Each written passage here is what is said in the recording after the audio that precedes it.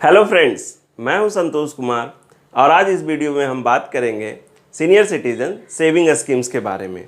हम जानेंगे यह स्कीम क्या है, कौन से लोग इस अकाउंट को ओपन कर सकते हैं, बैंक या पोस्ट ऑफिस में हमें क्या डॉक्यूमेंट सबमिट करने पड़ते हैं और इसकी मैच्योरिटी डेट क्या होती है और वो सब कुछ जो आपको जानना चाहिए। इस वीडियो के अंत में हम कुछ 5-6 सवाल का भी डिस्कशन करेंगे जो अक्सर इस स्कीम से रिलेटेड पूछे जाते हैं। तो चलिए शुरू करते हैं।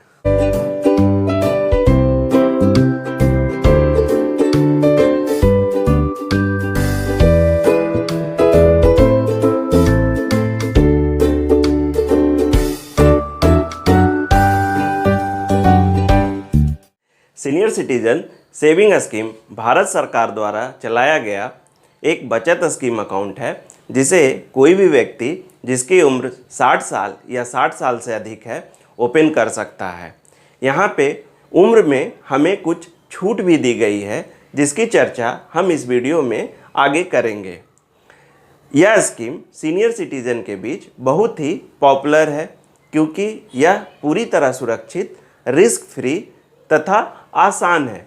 इस पे मिलने वाला ब्याज किसी भी अन्य सिमिलर प्रोडक्ट पे मिलने वाले ब्याज से ज़्यादा होता है।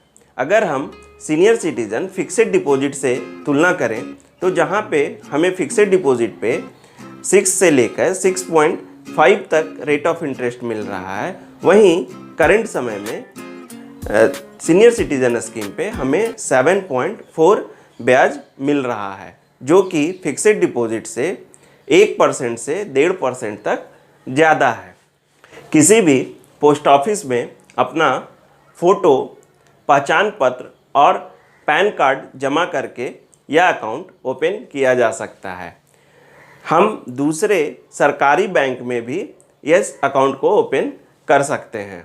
इस अकाउंट में 1,000 से लेके 15 लाख रुपये तक इन्वेस्टमेंट किया जा सकता है, लेकिन जो भी इन्वेस्टमेंट होता है वह 1,000 के मल्टीपल में होता है।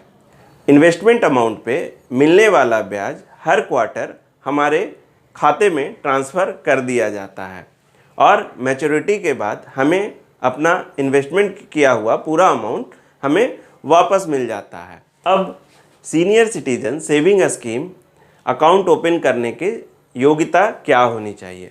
तो जैसा नाम से ही पता चलता है कि यह स्कीम सीनियर सिटीजन के लिए है, तो इस अकाउंट को ओपन करने के लिए व्यक्ति का उम्र 60 साल या 60 साल से अधिक होना चाहिए। यहाँ पे हमें कुछ छूट भी दी गई है।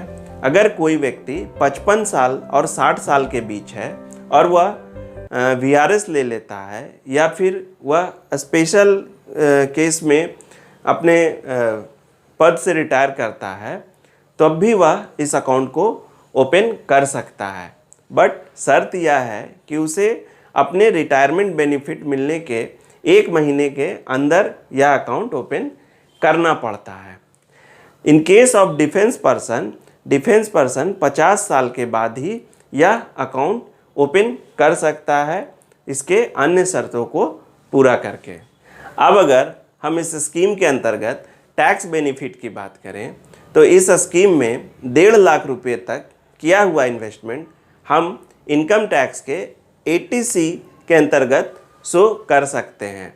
मीन्स 1.5 लाख रुपये तक हम इनकम की छूट ले सकते हैं।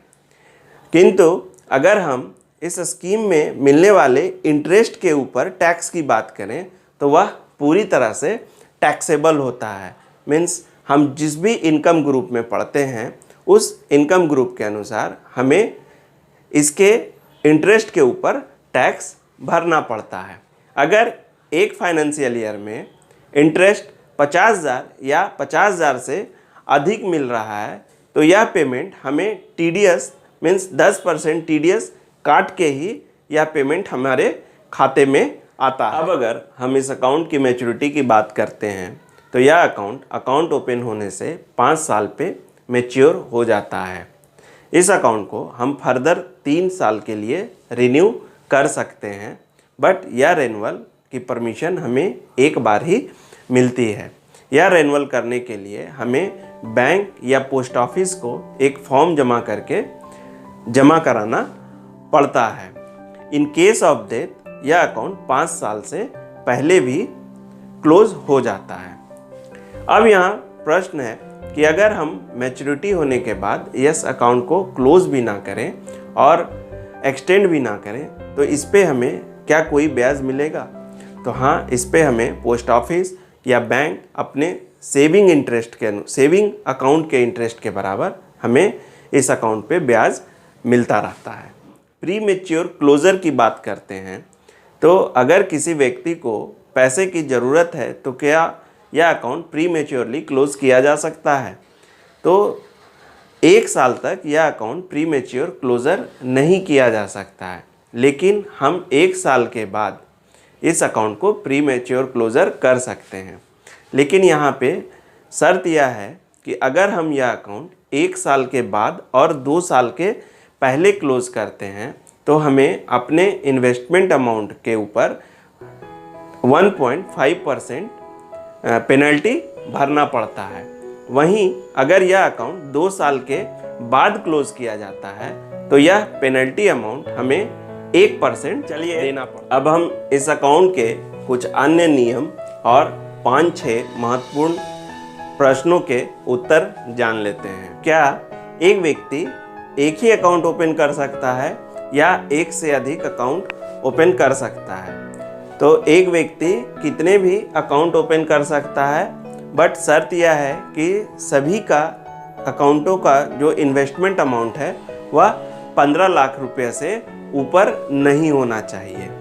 दूसरा महत्वपूर्ण प्रश्न है कि क्या यह अकाउंट ज्वाइंटली ओपन किया जा सकता है किसी के साथ, और इसमें हमें नॉमिनेशन की सुविधा मिलती है या नहीं? तो हाँ, यह अकाउंट ज्वाइंटली ओपन किया जा सकता है, बट यह ज्वाइंटली सिर्फ अपने स्पाउस के साथ ही ओपन कर सकते हैं। मीन्स हस्बैंड अपने वाइफ के साथ और वाइफ अपने हस्बैंड के साथ ओपन कर सकते हैं। इस अकाउंट में हमें नॉमिनेशन की भी सुविधा मिल जाती है। हम 1, 2 या अपने मर्जी के अनुसार नॉमिनेशन दे सकते हैं, नॉमिनेशन को चेंज कर सकते हैं। तीसरा, क्या हस्बैंड और वाइफ अलग अलग सीनियर सिटीजन स्कीम ओपन कर सकते हैं? तो बिल्कुल कर सकते हैं। हस्बैंड और वाइफ अलग अलग सीनियर सिटीजन स्कीम्स ओपन कर सकते हैं और 15-15 लाख दोनों अलग अलग जमा कर सकते हैं। अब यहाँ पे एक महत्वपूर्ण प्रश्न है कि अगर जॉइंट अकाउंट है और जो फर्स्ट अकाउंट होल्डर है अगर उसका डेथ हो जाता है तो क्या स्पाउस उस अकाउंट को कंटिन्यू कर सकता है या नहीं? तो बिल्कुल स्पाउस उस अकाउंट को कंटिन्यू कर सकता है, बशर्ते अगर स्पाउस का भी कोई दूसरा सीनियर सिटीजन सेविंग स्कीम के अंतर्गत अकाउंट है तो दोनों अकाउंट का जो मैक्सिमम लिमिट है वह 15 लाख से ऊपर नहीं होना चाहिए। क्या इस स्कीम के तहत अन्य स्कीम की तरह लोन लिया जा सकता है? तो नहीं, यह फैसिलिटी इस स्कीम के तहत नहीं दी गई है। हम इस स्कीम में इन्वेस्टमेंट अमाउंट के ऊपर लोन नहीं ले सकते हैं।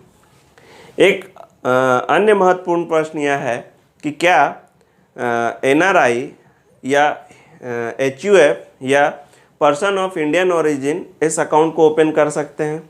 तो वह भी इस अकाउंट को ओपन करने के लिए एलिजिबल। तो फ्रेंड्स, उम्मीद करता हूँ इस स्कीम के इम्पॉर्टेंट पॉइंट को मैं कवर कर पाया हूँ। तो please like, share and subscribe this video for the benefits of others.